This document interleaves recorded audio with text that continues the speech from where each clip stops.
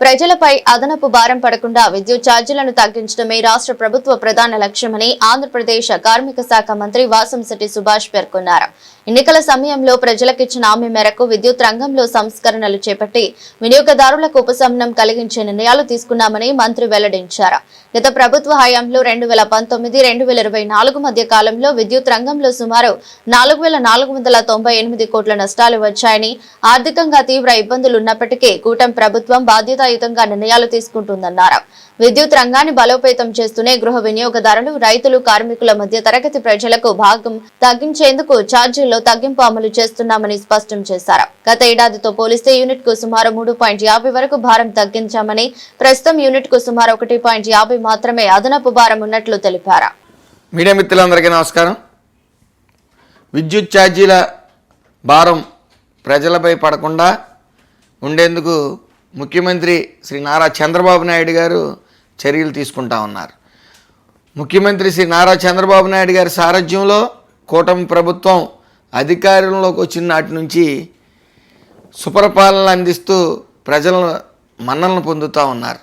జగన్ రెడ్డి తన ప్రమాణ స్వీకారం రోజున విద్యుత్ ఛార్జీలు పూర్తిగా తగ్గిస్తామని ప్రగల్భాలు పలికారు. కానీ అధికారంలోకి వచ్చిన తర్వాత తన 5 ఏళ్ల అరాచక పాలనలో 9 సార్లు విద్యుత్ పెంచి దాదాపు 32,000 కోట్ల భారం ప్రజలపై మోపారు. అయితే విద్యుత్ కొనుగోలులో రాష్ట్ర ప్రజలు అనేక ఇబ్బందులకు గురై అయోమయమైన పరిస్థితిలో నెలకొనేలా చేశారు. విద్యుత్ కోతలతో రాష్ట్ర ప్రజలు అనేక ఇబ్బందులకు గురై ఏం చేయాలో తెలియని పరిస్థితిలో పడిపోయారు. కేవలం కమిషన్ల కోసం కక్కుతుపడి విద్యుత్ కొనుగోలు చేసి వారి జేబులు నింపుకున్నారు. ఇలాంటి మూర్ఖపు నిర్ణయాలతో రాష్ట్ర విద్యుత్ వ్యవస్థని ప్రధాన ఆదాయ వనరుగా మార్చుకుని సుమారు 1.29 లక్షల కోట్ల అప్పులు మిగిల్చారు. 2024 ఈ కూటమి ప్రభుత్వం అధికారంలోకి వచ్చిన తర్వాత ఈ విద్యుత్ వ్యవస్థని గాడిపెట్టేందుకు సంస్కరణ మొదలుపెట్టారు.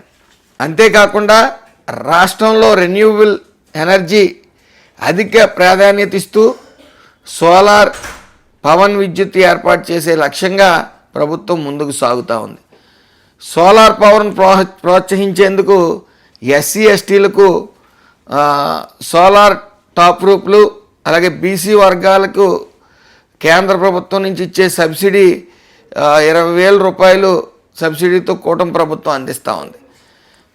కూటమి పాలన చిత్తశుద్ధి అంటే ఏంటనేది చూపించింది. మరి జగన్మోహన్ రెడ్డి విద్యుత్ ఛార్జీలు పెంచరని చెప్పి 9 సార్లు పెంచడం జరిగింది.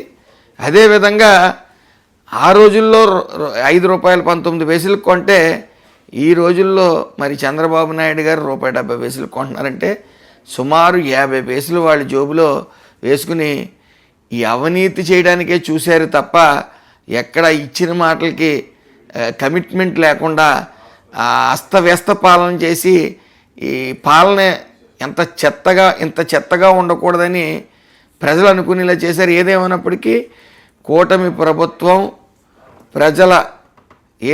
ప్రజలకి ఏదైతే హామీ ఇచ్చారో నారా చంద్రబాబు నాయుడు గారు అన్నీ కూడా తూచా తప్పకుండా ఒక్కొక్కటిగా రాష్ట్రం అప్పుల్లో ఉన్నప్పటికీ తూచా తప్పకుండా అన్నీ ఒక్కొక్కటిగా హామీలు నెరవేరుస్తూ వస్తున్నారని సగౌరవంగా తెలియజేసుకుంటూ అందరికీ నమస్కారం.